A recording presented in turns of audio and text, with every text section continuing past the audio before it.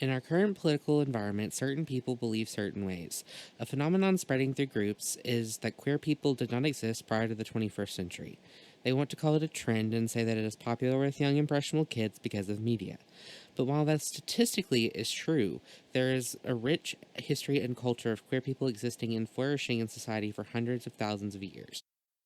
2.3% of baby boomers identify as some sort of member of the LGBTQ community.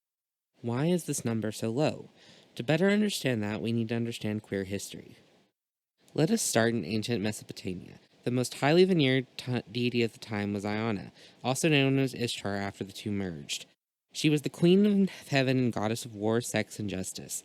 It was said that she had the ability to change people's gender. She could change biological men into women and vice versa. Her cult priests were known for their androgyny and blurring the lines of gender norms. One of the example is Pili Pili, a group of cultic performers of Iona's Sumerian festivals. They are referenced in Passionate Iona as individuals transformed by Iona. They were raised as women, the Sumerian for young woman being Kiliskili, being used to describe them, and Iona blessed them, handing them a spear as if she were a man, and renames them Pili from this point on referred to as the transformed Pili. While this context of the word transformation is unclear because the Sumerians did not use gendered pronouns, it is possible that the phallic connotations of the word spear adds more weight to this. Another thing of note is what is suspected to be the skeleton of the first ever transgender woman. This 5,000-year-old skeleton was unearthed in the suburb of Prague in 2011. The skeleton, later identified as male, dating between 2,900 to 2,500 BCE, making it part of the corded ware culture of the Copper Age. The reason the skeleton is striking is because of the way it was buried. Men in this civilization were known to be buried with weapons such as symbolic stone axes, with their heads facing west. This skeleton, however, was buried with its head facing east, surrounded by domestic jugs and items typical of a female burial. Archaeologist Katrina Simdrova said that we believe this is one of the earliest cases of what could be described as transsexual or third gender grave. Because of what we know of history and what we know of cultures with strict burial rules, rarely made mistakes, meaning it was no mistake that this person was buried with traditionally female burial items. An egg-shaped container was also placed at the feet of the skeleton.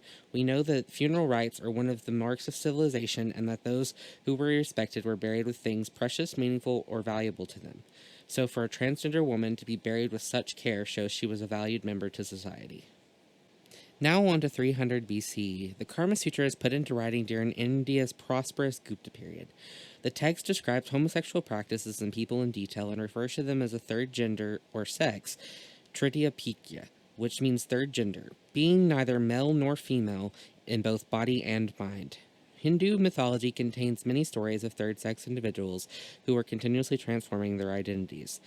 A well-known deity, Lord Shiva, was known to have merged with his counterpart female Kshatrika to assume his androgynous Adhana form of half-male, half-female to symbolize the union of the two.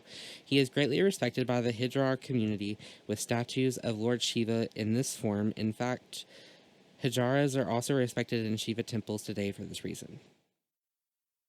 On to 800 CE. Norse myths are put into writing, some of which include homosexual practices and cross-dressing. Loki, the god of mischief, is said to have shifted their form to give birth to Fenrir. 1184 Common Era. Roman Catholic inquisitions begin in France, using torture to extract confessions and punishing homosexuality by death. Inquisitions spread across the globe and have remained in effect for more than 7 centuries. 1327 Common Era. King Edward II is grotesquely executed after refusing to end his unnatural relationships with Hugh Dinsper, a son of the Earl of Winchester. This brings us to modern history, our era, to our time of living, the here and now of it all. The next 500 years are hell for those living under the British Empire and the European countries. However, indigenous peoples in America and Africa still accept their queer siblings. Research shows that more than 150 different pre-colonial Native American tribes acknowledge third genders in their communities. Sherry Randall writes, before European contact, Native American tribes had their own terms for people who are now widely recognized as Two-Spirit. These people were not only accepted but revered for their unique abilities and contributions. The Zaniamana were born biologically male but dressed in women's clothing and performed typically female roles such as cooking, weaving, and pottery making. They were admired for their skills as artisans and often served as mediators and teachers. 1625 Common Era, Jesuit priest João de Santos writes of a class of Native Americans and Portuguese Anglo known as Chibidos, who dress like women and marry other men. 1770, Captain James Cook observes an acceptance of homosexuality in the Maori tribes of New Zealand. Horrific things happened during this period. However, many queer individuals are burned at the stake and drowned. The beginning of the 19th century, sodomy laws are revisited in many countries, including France and America, and the punishments are changed from death to imprisonment. 1895 Common Era, London's most popular playwright Oscar Wilde is convicted of gross indecency, homosexual acts not amounting to buggery, and sentenced to 2 years of hard labor and highly publicized trial. The 20th century, English-speaking worlds began to repeal its sodomy laws en masse, and the modern gay rights movement is born in the United States. Life in Germany at the beginning of the 20th century was very liberal. Berlin was very welcoming to gay, lesbian, and trans people and had many organizations and cafes, bars, publications, and cultural events taking place.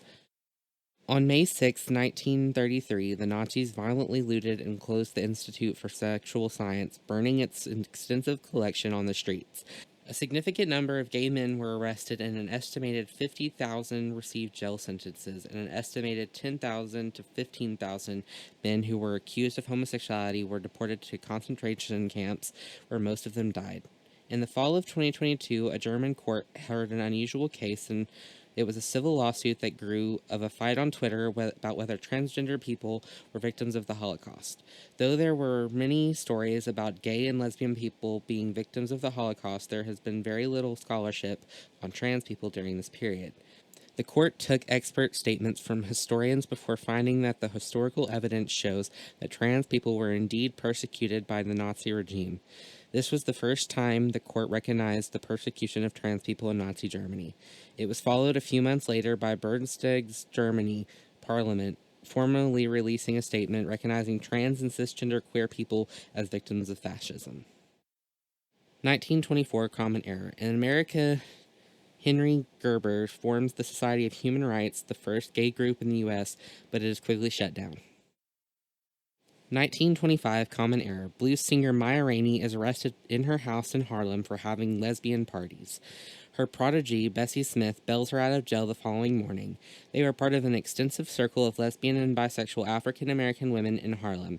Bessie Smith was born in Chattanooga, Tennessee, her father a Baptist minister and day laborer, and her mother a laundress. 1952, Kristen Jorgensen is the first American who becomes publicly forward about being transgender and speaks about her experiences with gender confirmation surgery and hormone replacement therapy. Her transition becomes an international sensation for many. She is the first visible transgender person in the media. 1969 Common Era. Stonewall riots begin. June 28th, police raided Stonewall Inn as a surprise. The bar wasn't tipped off this time. They came armed with a warrant and roughed up patrons, and finding bootlegged alcohol, arrested 13, including employees who were violating the state's gender-appropriate clothing stature.